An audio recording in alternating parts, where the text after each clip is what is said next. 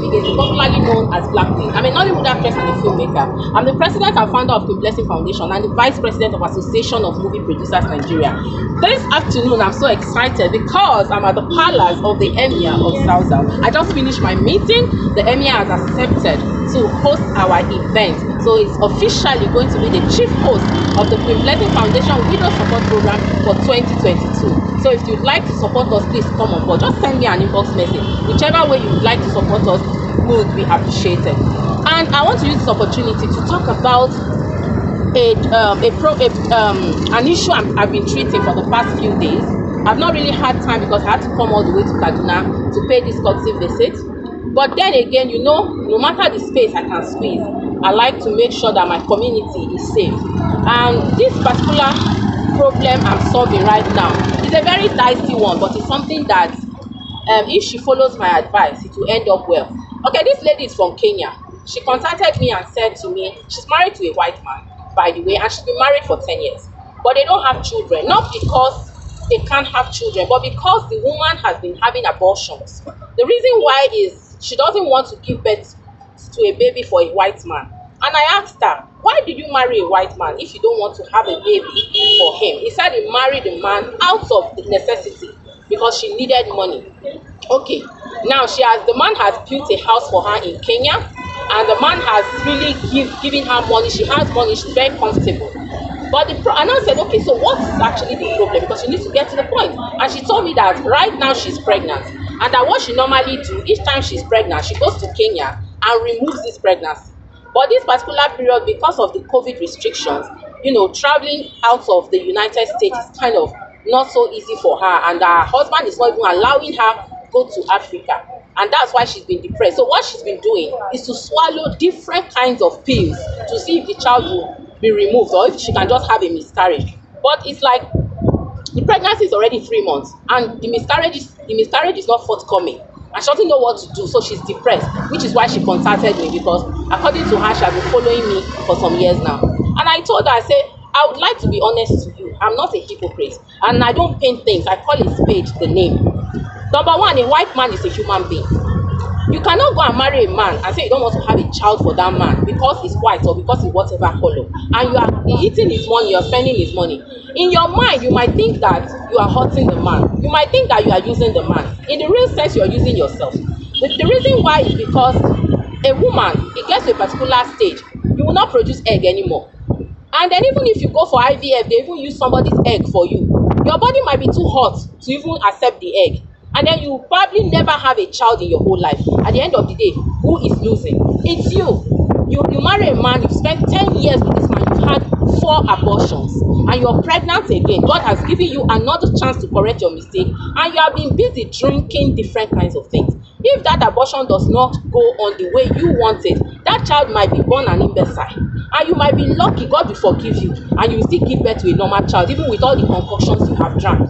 For me, if you ask me, I told her to leave that baby, because if she removes this baby, I'm not cursing her, but she might never be able to get pregnant again. According to her, she's in love with a Kenyan musician, and so anytime she's in Kenya or anytime the guy is in America, they are always together. And I said, number one, you're committing a sin because you're a married woman and you are having an affair with a man that is not your husband. It's already a sin before God and before us as humans. If you know that you don't want your husband again, why don't you quietly divorce him? Let him go his way. Even though I don't support divorce, but in this case, I will support it for the peace of mind of that man, so that he can marry a woman that will love him for who he is. Because there will be a woman that he will marry, and that would actually, the point I'm trying to make is that at the end of the day, you think you are using a man. You've spent 10 years of your life wasted. You've had 4 abortions or 3 abortions, and you are pregnant and you are about to still kill this child. The best thing for you to do, have that child, ask God for forgiveness, and move on. Now, the man does not know that you've done all those things. He might even know and is pretending that he doesn't know. But if you and just continue your life the way it is, have that baby, because you might never be able to give birth again, because time is going. According to her, she's already 40, and trust me when I say your chances of conceiving at 40 is probably 15%. not the kind of chance you had when you were 20, 25. As you grow older, for a woman, as they break, when e dey close, na so our chance dey slim when it comes to having children. But a man at 80 can still get a woman pregnant. So if the man decides to stay with her in the next 20 years or in the next 10 more years, she's already 50. The man can decide to look for a child with another woman, and then will now start calling the man a bad person.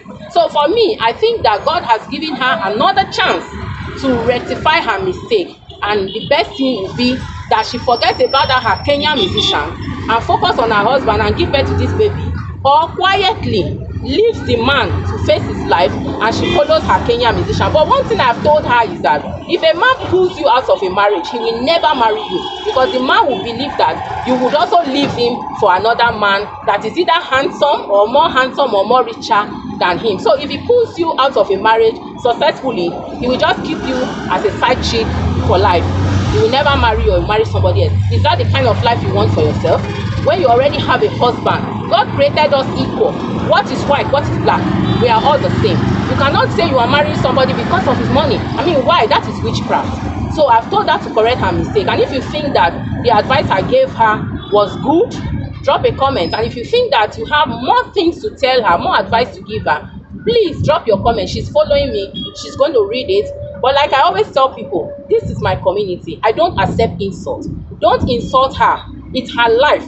You understand? And she might not really know the magnitude of what she has done. She needs correction. She needs to be corrected with love. So drop your comment in a nice way. If you disagree with her, drop it, but with respect. Let's use social media with some decorum. Once again, I would like to hear from you guys. And if you have issues and you'd like me to treat it, you know, it's always confidential.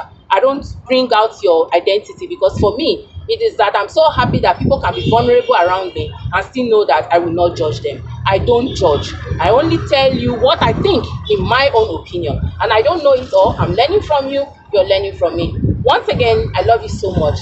Take care.